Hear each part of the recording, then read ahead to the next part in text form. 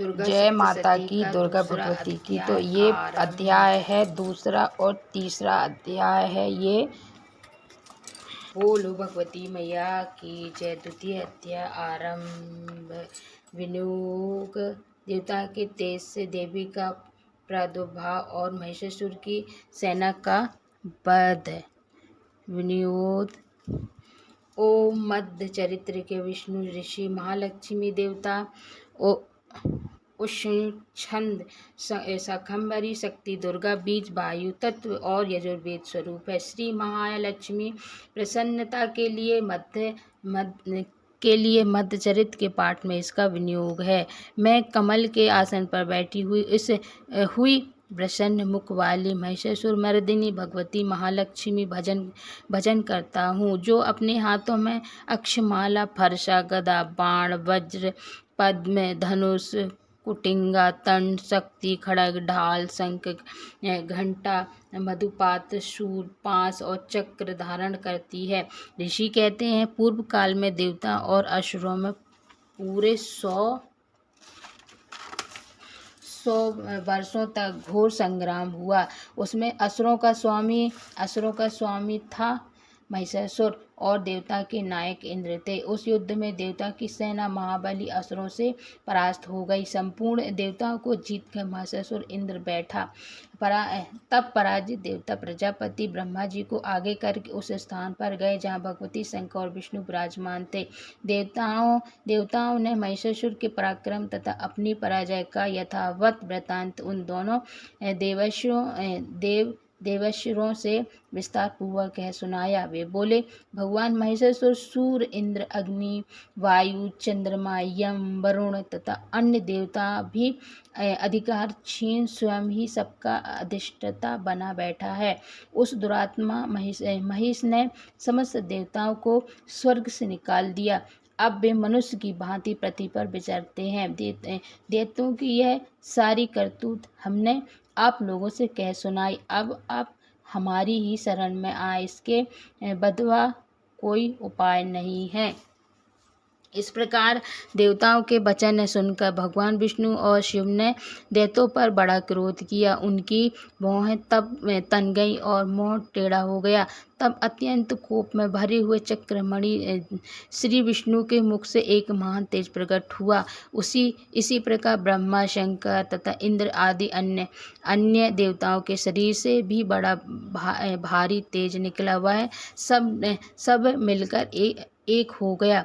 महान तेज का एक पुंज ज्वलमान पर्वत सब जान पड़ा। देवताओं ने देखा, वहां उनकी ज्वालाएं संपूर्ण दिशा में व्याप्त हो रही हैं। संपूर्ण दिशाओं के शरीर से प्रकट हुए उस तेज की कहीं तुलना नहीं की थी। एकत्रित होने पर एक नारी के स्वरूप में परिणित हो गया और अपने प्रकाश से तीनों लोकों में व्याप्त ज्ञान पड़ा। भगवान शंकर ने जो तेज था उसे उस देवी का मुख प्रकट हुआ।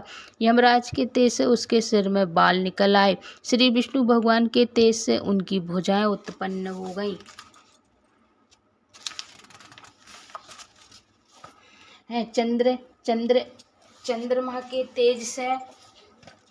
चंद्रमा के तेज से मध्य भाग कुटी प्रदेश प्रादुर्भाव हुआ और वरुण के तेज से जंघा और पिंडली तथा पृथ्वी के तेज से तिनम्बक भाग प्रकट हुआ। ब्रह्मा के तेज से दोनों चरण, सूर्य के तेज से उनकी अंगुलियां, वासु के तेज से हाथों की अंगुलियां और कुबेर के तेज से नासिका का प्रकट हुआ। उस देवी के दांत प्रजापति के तेज से और तीनों नेत्र अग्नि के तेज से प्रकट हुए।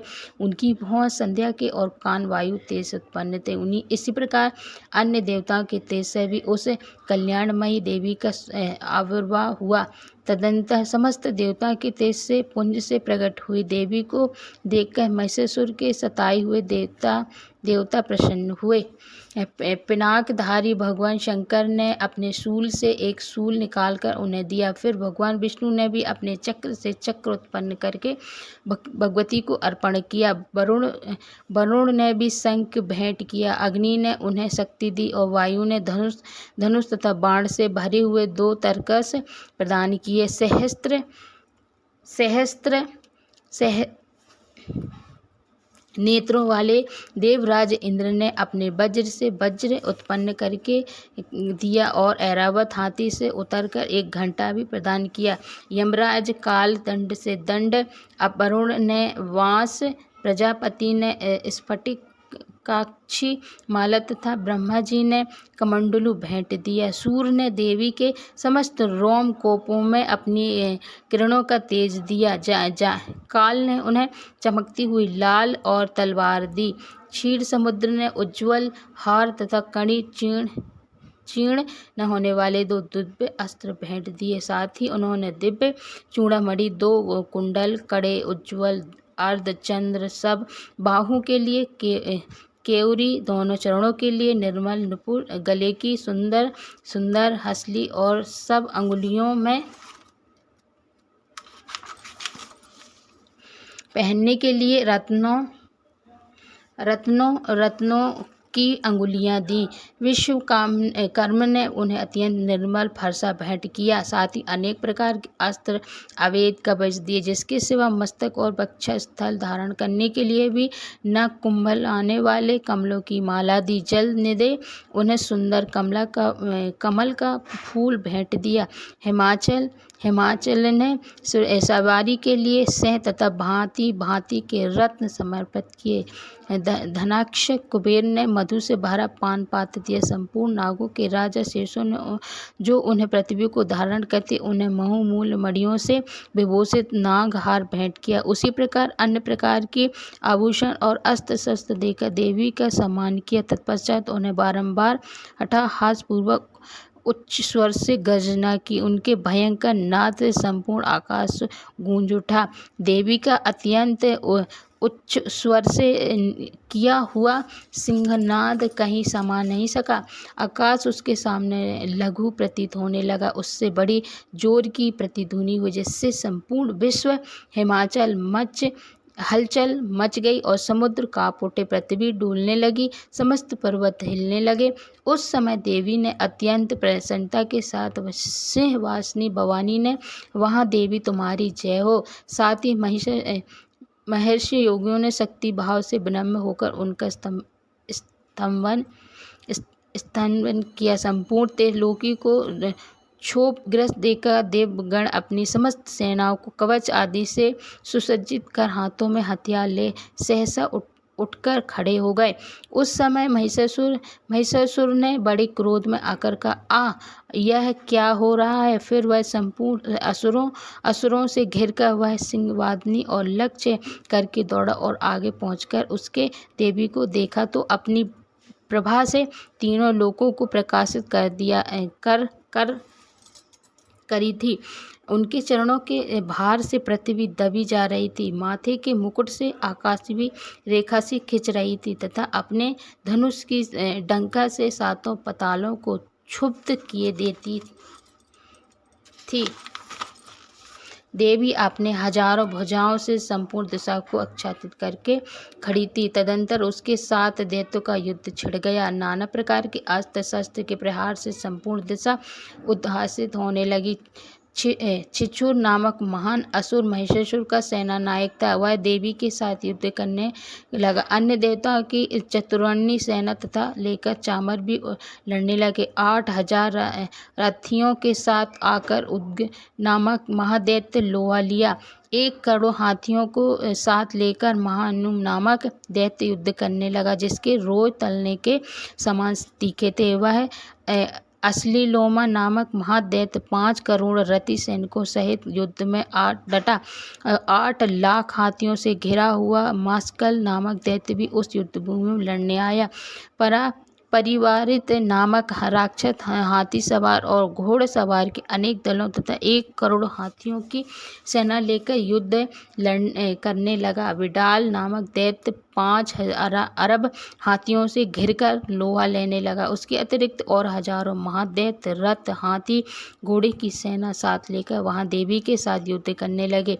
स्वयं महिषासुर उस रण भूमि में कोटि सहित रथ, हाथी और घोड़ों की सेना से घिरा हुआ बड़ा था। वह दैत्य के देवी के साथ तोमर, विंध्यपाल, शक्ति, मूसल, खड़ग, परुष, परशु और पट्टिस आदि अस्त्र शस्त्रों का प्रहार कर रहे थे। कुछ दैत्य उन पर शक्ति का प्रहार किया, कुछ लोगों ने पास फेंके तथा कुछ दूसरे दैत्यों ने खड़ग प्रहार करके देवी को मार डालने का उद्देश्य किया। देवी ने भी क्रोध में भरकर खेल खेल में ही अस्त्र शस्त्र वर्षा करके दैत्यों के वे समस्त अस्त्र शस्त्र काट डाले। उनके मुख पर परिश्रम, थकावट, रच मात्र चिन्ह नहीं था।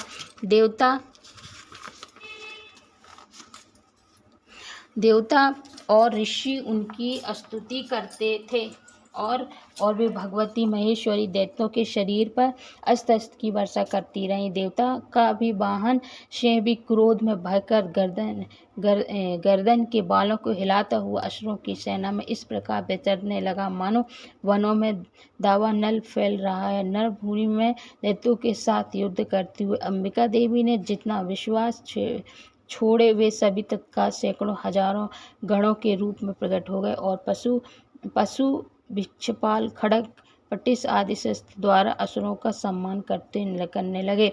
देवी शक्ति से पड़े वे गण असुरों का नाश करते हुए नगाड़ा और शंख आदि बजाने लगे। उस संग्राम महोत्सव में कितने भी गण मृदंग बजा रहे थे। तदंतर देवी ने त्रिशूल से, गदा से, शक्ति की वर्षा से और खड़ग आदि से सैकड़ों महादैत्यों का संहार कर डाला।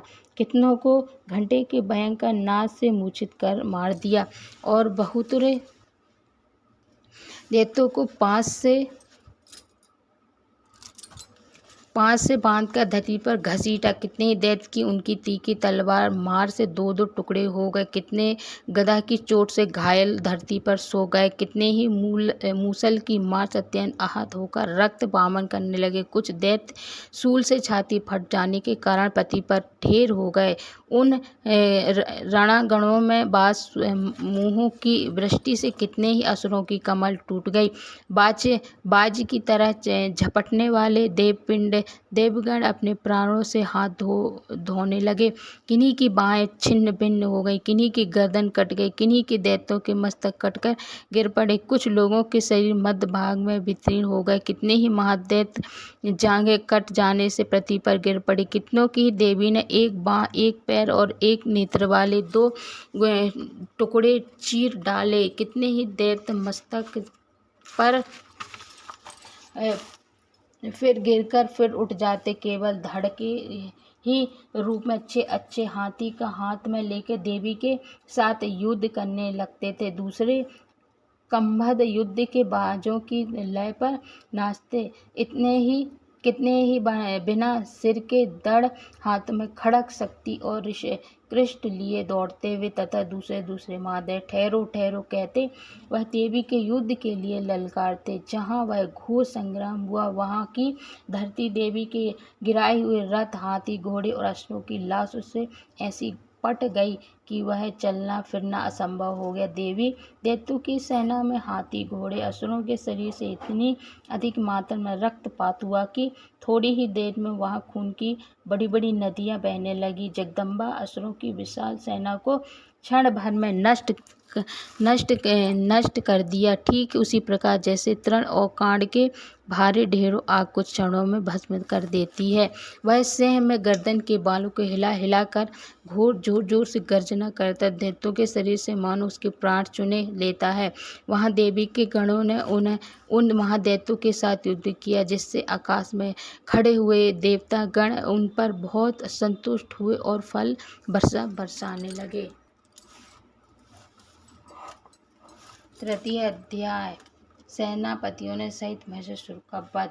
जगदम्बिके श्री अंगों की कांति उदय काल के सहस्त्र सूरों के समान है। वे लाल रंग की रेशमी साड़ी पहने, उनके गले मुंडमाला शोभा पा रही, दोनों स्तनों पर रक्त चंदन का लेप लगा है। वे अपने कर कमलों में जपमाला का विद्य और अभय तथा नामक मुद्रा धारण किए हुए, 3 नेत्र से सुशोभित मुखार बिंद बड़ी शोभा रही। उनके मस्तक पर चंद्रमाल के साथ ही रक्तमय मुकुट बंधा है तथा वे कमल के आसन पर विराजमान। ऐसी देवी को शक्ति पूर्वक प्रणाम करता हूँ। ऋषि कहते हैं, दैत्यों की सेना से इस प्रकार तहस नहस होते महादैत्य सेनापति छिछुर क्रोध में भरकर अंबिका देवी से युद्ध करने के लिए आगे बढ़ा। वह असुर रणभूमि में देवी के ऊपर इस प्रकार बाणों की वर्षा करने लगा जैसे बादल मेरुगिरी के शिखर पर पानी की धार बरसा रहा था हो। तब देवी ने अपने बाणों से उनके बाण समूहों को अनायास ही काटकर उसके घोड़े और राक्षसों को मार डाला। साथ ही उसके धनुष तथा अत्यंत ऊंची ध्वजा को भी तत्काल काट दिया। धनुष कट जाने पर उसके अंगों को प्राण बाणी से बांध डाला। धनुष, रथ, घोड़े और सारथियों कष्ट जाने पर असुर ढाल और तलवार लेकर देवी और दौड़ा। उसकी तीखी धार वाली तलवार उसे सिंह के मस्तक पर चोट करके देवी की बाई भुजा में बड़े बेग से प्रहार किया। राजन देवी को बाह पर पहुंचते ही वह तलवार टूट गई। फिर से क्रोध से लाल आंखें करके उस राक्षस शूल हाथ में लिया और उस महादैत्य भगवती भद्रकाली के ऊपर चढ़ाया। वह शूल प्रकाश से गिरते हुए सूर्यमंडल की भांति अपने तेज से प्रकाशित हो उठी।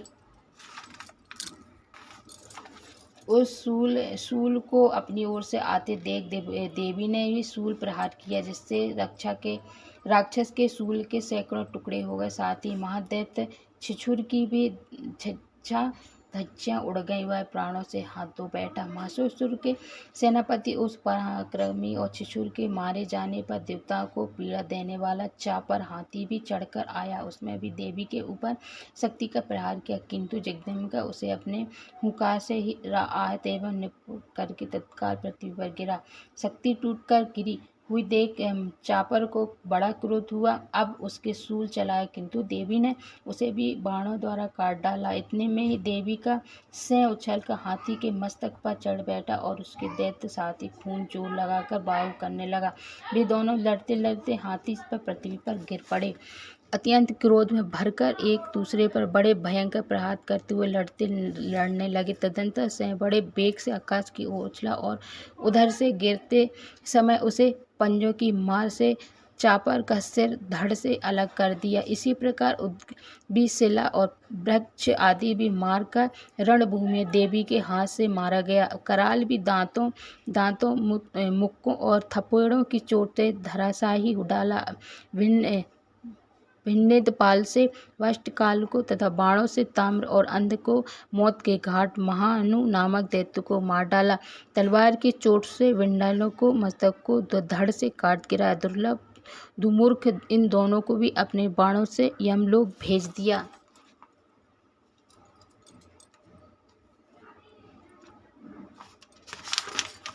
इस प्रकार अपनी सेना संहार देता देख महिषासुर भैंसों का रूप धारण करके देवी के गणों को त्रास आरंभ किया। किन्हीं को थूथन से मारकर, किन्हीं के ऊपर घोरों का प्रहार करके, किन्हीं को पूंछ से चोट पहुंचाकर, कुछ को सींगों से विदीर्ण करके, कुछ गणों को वेग से, किन्हीं को सिंघा से नाद करके, चक्कर देकर कितनों को निश्वास वायु के झोंकों से धराशायी कर दिया। इस प्रकार गणों की सेना को गयका वह असुर महादेवी के सिंह को मारने के लिए झपटा। से जगदम्ब के बड़ा क्रोध हुआ।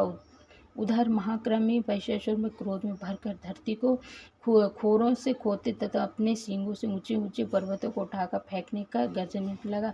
उसके बेग से चक्कर देने वाला पृथ्वी पर वृक्ष क्षुब्ध होकर फटने लगी। उससे पूंछ काटकर समुद्र ओर से धरती को डुबाने लगा।